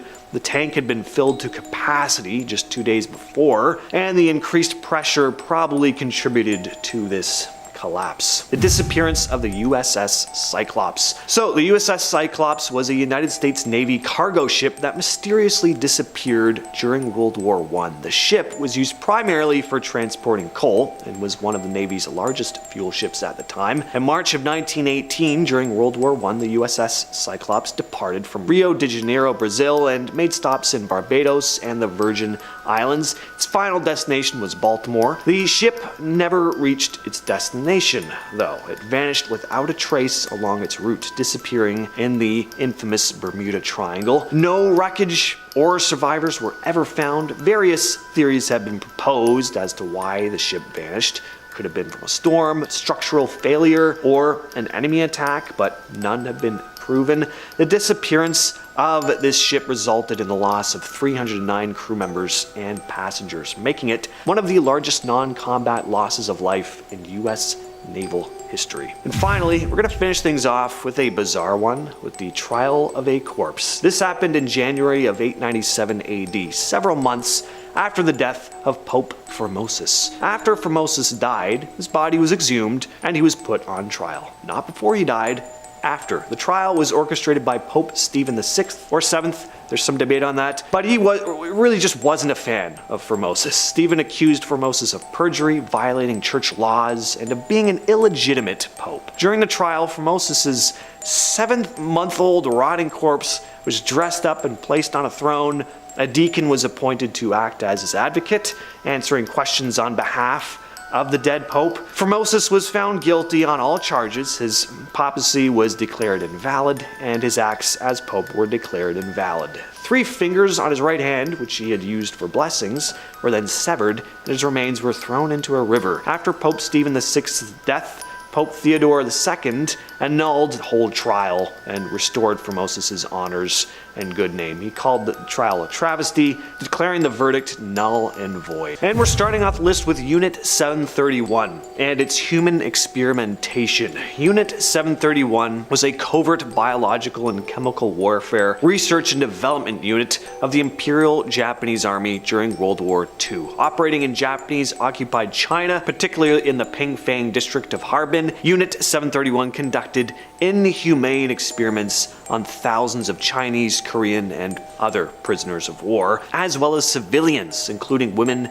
and young ones. The unit was responsible for numerous atrocities. They conducted experiments to study the effects of biological weapons such as anthrax, plague, and cholera on human subjects. Prisoners were infected with these deadly diseases to observe their progression and develop methods of contagion. Often subjected to dissection without anesthesia, they were also exposed to freezing temperatures to observe the effects of frostbite. Some experiments involved forcing victims to stand barefoot in the snow until their limbs froze, allowing researchers to study the gangrene that followed. Researchers also tested various weapons, like bombs and flamethrowers, on live human subjects to observe their effectiveness and impact on the human body. Some prisoners were tied to stakes and used as targets for grenades and other explosives to study the effects of shrapnel wounds. This is just the tip of the iceberg, too. The things carried out here were absolutely nightmarish. And at number 9, we have human zoos. These were actually just what they sound like. You'd think human zoos are something out of like a science fiction movie or something, humans being held in captivity and observed in their quote-unquote natural habitat by aliens, but this really was a thing right here on Earth. There was a human zoo right in Coney Island. Human zoos existed shockingly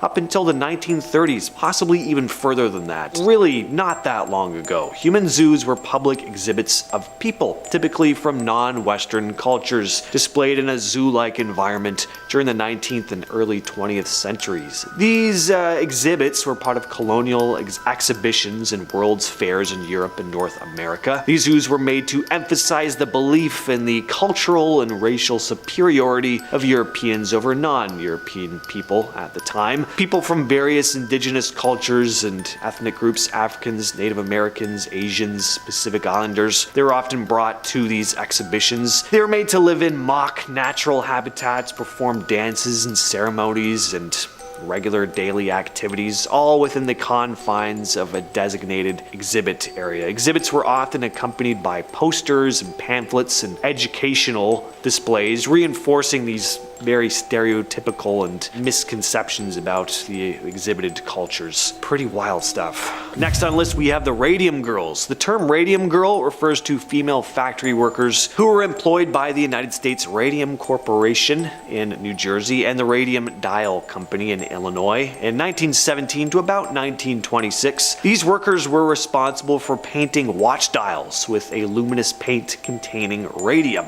What they weren't told at the time is that radium is incredibly toxic. These workers were tasked with using small brushes to paint radium-based paint onto watch and clock dials to create precise markings. They were often told to shake the brush using their lips and tongues so that they'd have a more kind of sharp tip. So they were just ingesting radium on a regular basis. Over time, many of the radium girls began to experience some serious health problems: anemia, bone fractures, necrosis of the jaw. They also developed various cancers. As these health issues started coming to light, some of the women sought legal action against the companies. In the 1920s, several workers filed lawsuits against the USRC and Radium Dial Company for negligence and demanding compensation for their suffering. In the end, this case played a big role in the types of safety standards we have in workplaces today. Number 7.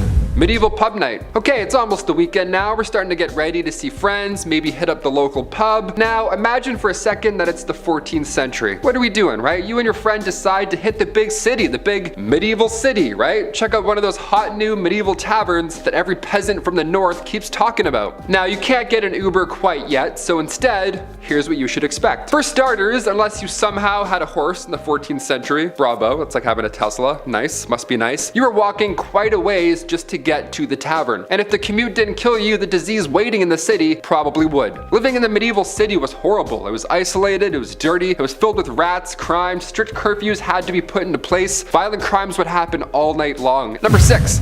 Roman punishments. This was a form of capital punishment used, of course, in ancient Rome, and also used in the Middle Ages as well, but its origins go back quite a ways. Yeah, metal would be heated up in a cauldron for a very long time, just hot metal, to the point where it was molten, just a soup of minerals. And at that point, they would pour said molten mineral soup down the throat of the accused. Yeah, this is why you don't break the law in the Dark Ages. Say no more. This was for the worst of the worst, obviously. It was execution by molten metal. It was supposedly done to wealthy Roman general Marcus Licinius Crassus back in ancient Rome. So yeah, like I said, the OGs go way back. The metal would burn your muscle inside, literally cooking it from the inside out, and after a few moments, of course, it would harden and you would, yeah, horrible? I agree. Let's hit that thumbs up, get the karma back up, get that energy back up, and let's move on. Number 5. Plague rats. Yeah, just kidding, it's all disgusting. Say we go to the medieval pub, right? Say we beat the odds and we arrive. That's a feat in itself. We reserved a table, we're in, now you're with your friends and family, drinking ale, having a great time. Well, it'd be a shame if, say, hundreds of rats started to swarm your feet out of nowhere, right? That'd be pretty mildly uncomfortable while you're trying to eat some soup. Yeah, the plague rolled, or rather crawled, into town back in 1328, and it lasted until 1350. And it was actually horrible. It was so bad. We think of our own plague here in history and we compare it, and I'll tell you one thing. I never saw any swarms of black rats attacking anyone's feet. Didn't see that once over the past few years. By 1530, the European population was reduced by 1/3, and rats were almost entirely to blame. These hairy balls of disease, they passed it on to everybody. They didn't have public transit back then, right? We weren't sharing offices, we weren't spreading disease that way. It was rats running rampant just under your feet. That's disgusting. Number 4. Combat of the 30. Now this battle was arranged beforehand, right? It was bring your shiniest armor and your most golden gal and arrive fancy looking and meet us at the battlefield in Brittany. Both sides got to pick 30 champions each. They had to pick the best knights in all of their land, all to battle each other. One side represents the King of England, the other France. Now this whole thing was arranged by a captain in the French banner named Jean de Beaumanoir. Now this event pulled in a crowd, drinks were served throughout said crowd, and this fight lasted a very long time. Again, it was entertaining entertainment. Hours went by and 4 French knights had fallen, as well as 2 Englishmen. So they took breaks. It was like a sporting event, really. And by the end of the whole thing, the English ended up surrendering after losing 9 knights, and the French in total lost 6. Number 3, Bacchanalia. Have you ever dreamt of joining an ancient Roman wine cult? Me neither. But in the 2nd century BC, it would have been a perfect time to maybe go and try it out. Ancient Romans, what they would do back then, they would gather in these cultic celebrations, all in the name of Bacchus, the wine god, right? Of course, let's all meet and get naked and drink wine. These gatherings would be held in private, thank God, or quiet areas of the woods. A little creepy, imagine bumping into that. And what they would do is they would dance, they would cook food, eat, drink some more, maybe drink a little too much, and then things would get a little wetty. They would get a little intimate, if you know what I'm saying. That was the whole point of this Roman cult. You'd gather in small homes to dance the night away, you could say. Some accounts say people would often get poisoned in these ancient wine parties, so by time 186 rolled around, the Roman Senate voted to end these cult gatherings entirely. Number 2, a lot of cheese. 1837, President Andrew Jackson, he knew this, okay? He was ahead of the game. He knew cheese was the main event, so during his last White House party as president, officially, he ordered a 1,500-pound brick of cheese. Then he invited 10,000 of his closest friends, who I hope weren't lactose intolerant, and they all went to town. They made history that day, literally. To move such a unit of cheese to the White House from New York, let's talk about that. Here we go. Officials had to use 24 horses just to move this thing, and it had to sit for 2 years before they could even open it up and dive in. Prepared for 2 years and gone in 2 hours. And finally, number 1, pleasures of the Enchanted Isle. If you think Elon Musk is wasting time and resources, you should have seen King Louis XIV. What a mess. Back in May 1664, King Louis XIV decided to throw a big celebration for his mistress. He told all invited that the party was for his mother, but really the spotlight was on his lady the entire time. How mean is that, right? Already you're like, ugh, what a diva this guy is. This party though, it was a week long. How exhausting is that? Louis went above and beyond to keep the party going. He had fun outfits, a massive fake palace, a big float that looked like a whale, because that's fun, I guess. And of course, to cap it all off, a ballet show, just to finish the week-long festival. And while setting off fireworks on day 7, however, the fake palace caught real fire. And at that point, everybody was ordered to go home. Coming in at number 10, it's the Great Stink. Because of course it is. The sewer system in London, England prior to this happening was not a good system, to put it mildly. Human poop would often be pumped into cesspits, tanks, and big old holes in the ground that would quickly fill up and run off into the streets through culverts that ran down said streets. Or the yummy wet waste would seep into people's basements and foundations, creating pockets of methane that would cause explosions from time to time. All the sewage that did successfully go into the system, which was meant primarily for rainwater, just pumped out into the River Thames, and even some sources of drinking water. The problem is, other than the obvious ones there, it didn't actually flow out to sea through the river. No, it actually dispersed among the river thanks to the tidal nature of said river, which meant for centuries the river was just being injected with more and more and more sewage, which seeped into the ground all around the giant open sewer river that in the summer of 1958 all bubbled up to the surface thanks to the heat and released its lovely malodorous stench for all those far and wide around the city of London to sniff up.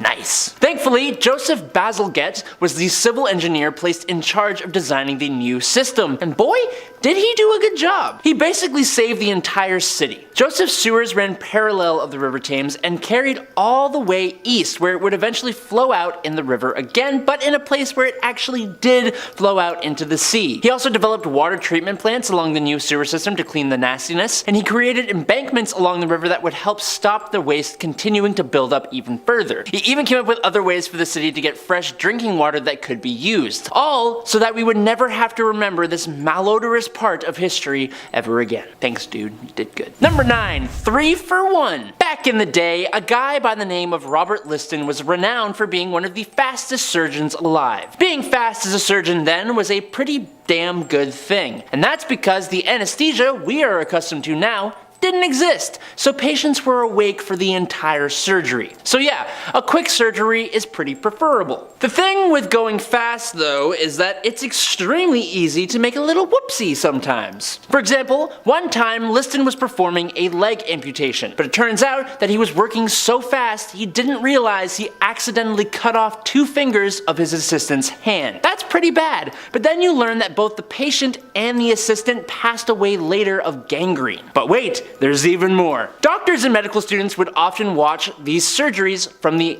gallery, which wasn't really a gallery like we have today. They were basically right beside you. During that same procedure that I just talked about, Liston accidentally swiped near an elderly doctor with a blade, slicing the fabric of the doctor's suit coat. Problem is, he thought he had been cut open, most likely because this guy just accidentally cut off his assistant's fingers. The doctor went into shock and passed away from a heart attack. This man took out 3 people just trying to save 1. That's insane. Number 8, the Berlin Wall. Most people are probably aware of this, but for younger audiences, maybe not. Basically, for about 30 years during the Cold War era, the Berlin Wall separated Germany's communist east side from the democratic west side. The makeshift wall itself was constructed overnight on the 12th and I guess the 13th of August 1961 by the German Democratic Republic to stop Western fascists from entering East Germany and undermining the building of a socialist state. But really, the wall was mainly just there to stop people from defecting from the east side to the west side. It wasn't exactly a big agreed upon thing, so people in Berlin woke up on August 13th completely cut off from family, friends, work, and their own homes, with no way to get from east to west. Eventually, the quickly built wall was replaced by a 12-foot tall, 4-foot wide concrete barrier guarded and covered with booby traps. At least 171 people were killed just trying to get over, under, or around the Berlin Wall, which stood until the 9th of November 1989. Maybe we should stop building walls between each other and just accept each other.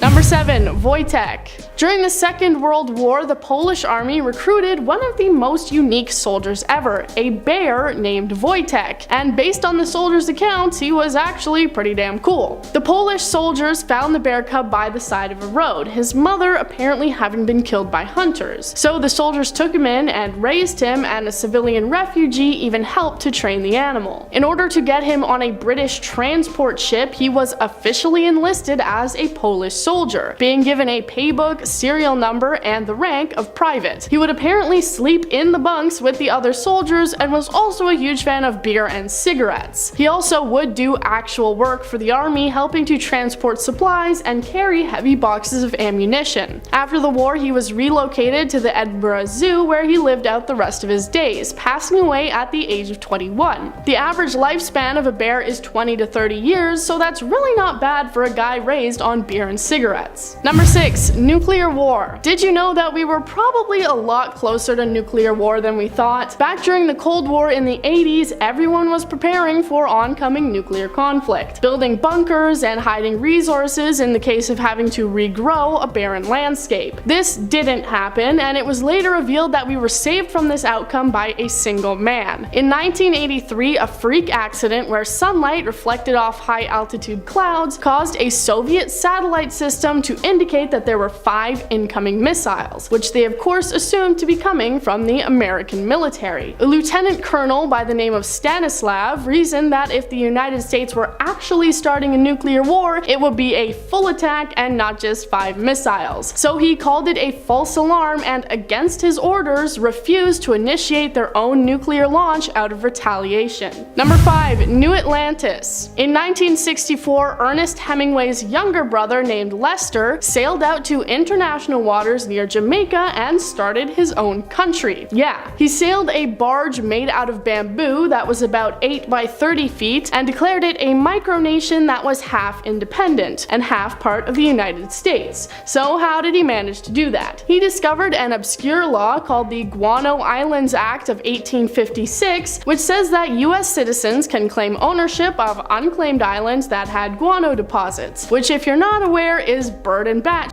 He claimed his new nation to be called New Atlantis and even wrote a new constitution for it, though this constitution was actually just the United States Constitution, with every mention of the United States being changed to New Atlantis. The plan was to use this as a publicity stunt to raise money and use the raft as a research facility. Unfortunately, New Atlantis was wrecked by a tropical storm just 2 years after it was constructed. Number 4. The War on Cats. Pope Gregory IX lived from 11 1145 to 1241 and became the pope when he was already over 80 years old. He had a history as a lawyer and was known for putting a few different motions through during his time as head of the church. Unfortunately for cat lovers, Gregory was a bit of a red flag because he was apparently more of a dog person. He put forward the first ever church documents that condemned black cats as being instruments of Satan, effectively starting the war on cats and placing a target on the head of every black cat in the area. Shortly after Gregory's time, the Black Death came about thanks to diseased rats spreading the infection all over the place and leading to a lot of people living during that era having a pretty bad time. Some people blame the Black Death on Gregory's war on cats because they say, due to the reduced cat population, the rat population inflated, so they were just running around willy-nilly spreading disease. Number 3. The Siege of Weinsberg. Weinsberg is a town near the southwest part of Germany. The name of the castle that sits above the town roughly translates to Women's Faithfulness Castle, so why is that? In the year 1140, King Conrad III defeated the Duke of Welf and placed the town of Weinsberg under siege. The women negotiated a surrender that held the terms that they would be allowed to leave the town unharmed with whatever they could carry on their shoulders. Conrad probably thought that they were just gonna take their children, clothes, food, maybe a goat. What he didn't expect was for all the women of the town to take their husbands and other men upon their shoulders and carry them out of town. The king's people were like, yo dude, they can't do that, but the king was like, nah, that's actually kind of valid and let it happen, saying a king should always stand by his word. Number 2. Astronomer's pet moose. A 16th century astronomer who discovered the supernova was known not only for that, but also for just being a bit of a bizarre guy. A few of his odd behaviors included losing his nose in a duel, keeping a jester/clairvoyant in his house, and having a pet moose. The pet moose was apparently just as bizarre as he was. The moose apparently lived in the castle with him and would walk alongside him like a loyal dog, and apparently also had an unquenchable thirst for Danish beer. Him and his pet became extremely popular, and they would often be invited to dinner parties together to show off the moose's tame behavior. Unfortunately, the moose's alcoholism got out of control at one of these dinner parties and he had a bit too much to drink. He chugged beers with noblemen until he managed to stumble up a set of stairs in the castle before falling off and passing away. Number 1. The latrine disaster of 1184. German noblemen during the Roman Empire would often meet to have discussions over land disputes and try to find some temporary peace. King Henry VI called for a meeting over a dispute which would take place in the Church of St. Peter in Erfurt. They all gathered in a room that was directly above the building's toilet pit. The weight of all the people on the floor, add to that their heavy chain clothing, caused the floor to collapse and they all fell into the pit below. Between 60 and 100 of the people gathered there ended up passing away in the human waste, whether it be from drowning or being crushed by the floor. One of the deaths was Count Heinrich of Schwarzburg, who had previously joked he would perish in his own shit if he ever failed his title. And we're starting things off at number 10 with the Sultana Explosion. The Sultana Explosion was a major disaster that happened during the American Civil War. On April 27, 1865, the steamboat Sultana, overloaded with Union soldiers recently released from the Confederate prison camps, exploded on the Mississippi River near Memphis, Tennessee. It is one of the deadliest maritime disasters in U.S. history. The ship was designed to carry around 376 passengers, but on this particular day, it was carrying an estimated 2,100 people, including Union soldiers who had survived the Confederate prison camps like Andersonville. And the boat was overcrowded because the government paid a bonus for every soldier transported home, and the Sultana's owners, eager to, of course, make more money, ignored safety regulations. And the explosion occurred around 2 a.m. when the steam boilers ruptured, causing a massive fire. The disaster claimed the lives of over 1,800 people, many of whom were killed in the explosion, while others drowned or succumbed to injuries and exposure in the cold river waters. The exact cause of the explosion is still uncertain, but it was likely due to a combination of factors, including overcrowding, poor maintenance of the boilers, and the use of low-quality materials in the vessel's construction. Next up, we have the various types of human species. This is something that has always fascinated me. In the very distant past, there wasn't just one or two, but a total of 8 different human species that roamed the earth. These ancient relatives of ours existed at various times and in different parts of the world. Some existed at the same time, though. We Homo sapiens are the only surviving human species today. That's pretty obvious. The history of our family tree, though, pretty diverse. One of our earliest cousins was Homo habilis, who lived in Africa around 2.4 million years ago. They were skilled tool makers, scavengers. Then came Homo erectus. Probably heard of them. They appeared around 2 million years ago, and they were the first to venture out of Africa, spreading to Asia and beyond. Neanderthals, of course, or Homo neanderthalensis, lived in Europe and parts of Asia for hundreds of thousands of years. They were skilled hunters. They even created art. It's believed we just killed them all off, but some of their DNA actually still lingers in our population to this day, particularly amongst Europeans. Then we had Homo floresiensis, known as also hobbits, who inhabited Indonesia's Flores Island and stood like 3 feet tall. That'd be about, I guess, this. Homo naledi, a recently discovered species in South Africa, and we can't forget, of course, about the mysterious Denisovans, known from DNA extracted from a finger bone. They're an ancestor of both Neanderthals and Homo sapiens, though. They lived in Africa, Europe, and Asia. And finally, this one here lived in what is now Zambia and Zimbabwe. Number 8, rat kings. This is just really icky. I remember when I first heard about this, I cringed. Just the thought of this is awful. Rat kings are an odd and incredibly eerie phenomenon that has been reported a number of times over the years.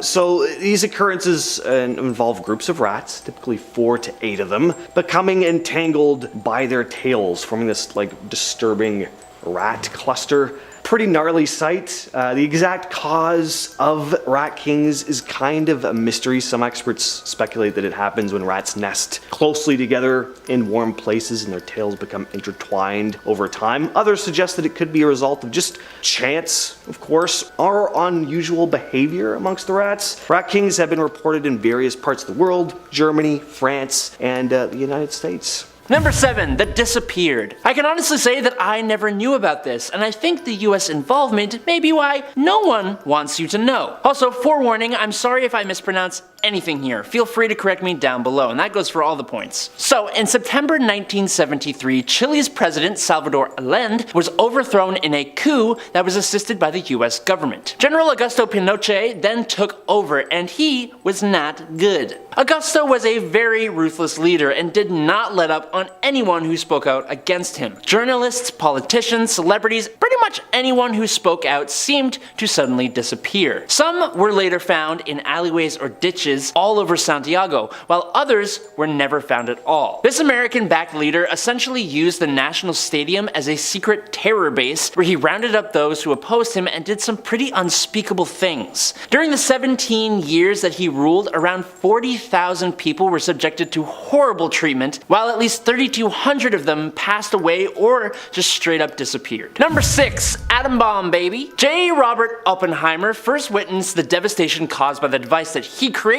on July 16, 1945. He was not wrong to be afraid of it. Ever since the obliteration of Nagasaki and Hiroshima, taking the lives of between 129,000 and 226,000 people, the entire world knows the absolute world-ending potential nuclear war could unleash. Oppenheimer was the leader of the Manhattan Project in Los Alamos, New Mexico, beginning in 1942, which was basically meant to figure out how to use atomic energy for the military. They were successful enough that it directly led to Oppenheimer wanting to completely stop development, and then, when they wouldn't, he straight up resigned. Instead, he became chairman of the General Advisory Committee of the Atomic Energy Commission, and in October 1949, he opposed the development of the devices that he helped create. This simple opposition led to him being labeled a communist supporter, suspended from secret nuclear research, and stripped of his security clearance by the Atomic Energy Commission. As soon as these devices were created and we saw their full unbridled power, not to mention the fallout that takes place afterwards, I think we can all say we would like to forget forget that this level of destruction is even real in the first place. Number 5. Saved. We may want to forget the destructive power of those nuclear devices, but we should acknowledge 2 times that we were saved from all-out nuclear war. The first incident was in 1962 during the Cuban Missile Crisis. Soviet Vice Admiral Vasily Arkhipov, which I think I pronounced right,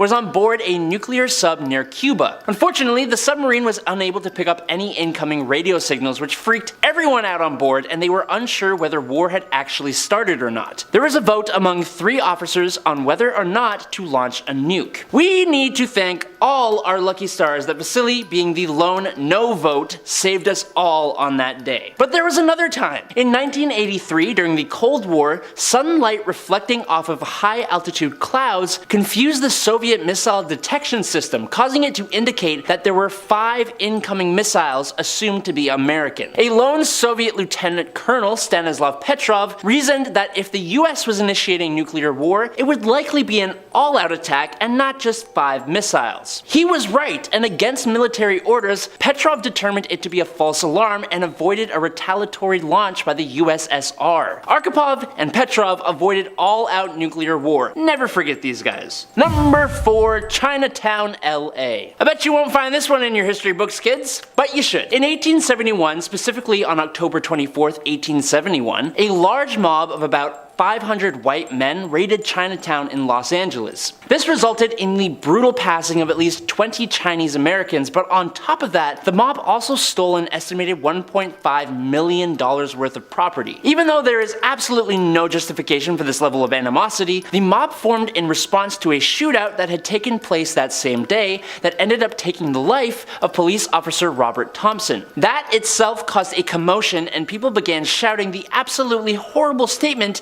that the Chinese were trying to take the lives of white people. You add some fear together with some ignorance and a large heaping spoonful of racism, and boom, a mob emerged. It was the very start of a decade of similar occurrences against Asian American communities in the US, which even led to the passing of the Chinese Exclusion Act, which prohibited all immigration of Chinese laborers. It's horrible, but that's America's history, ain't it?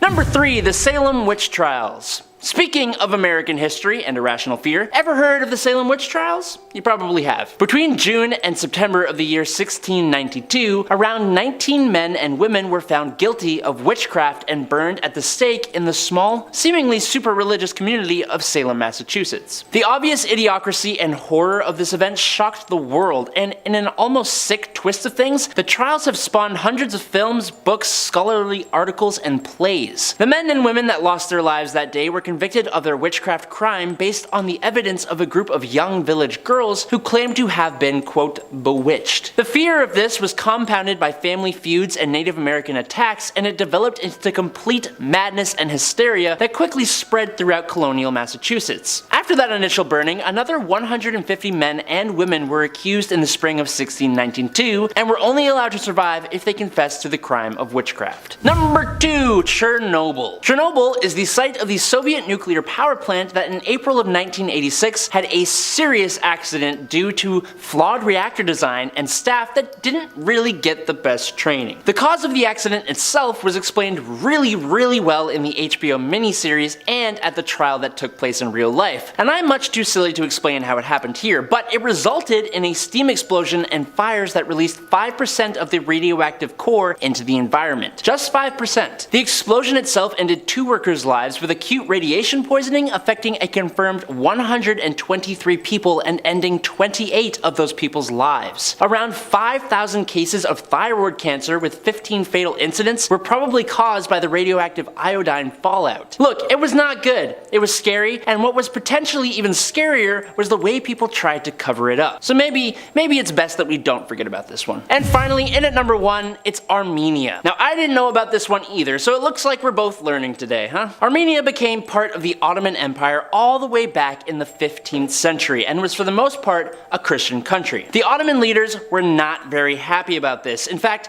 they were furious. Mistreatment of Christian Armenians became pretty regular, and they were usually taxed more heavily and were given even fewer rights. rights. Naturally, as you may expect, Armenians began to protest, but that wasn't going to be allowed to happen for long. Turkish military officials began slaying hundreds of thousands of Armenian people beginning in 1896. In 1914, after the Turks entered World War I on the side of the Germans, that's when the real death toll began to rise. Military leaders somehow determined that the Armenians were traitors, and so on April 24th, 1915, they took the lives of hundreds of Armenian leaders, which only led to more attacks against the Armenian people, and that all continued until 1922. The numbers don't really seem real, but more than 1 million Armenians lost their lives between 1915 and 1922. Look, I'm glad we are all now pretty aware of the horror that humans are capable of.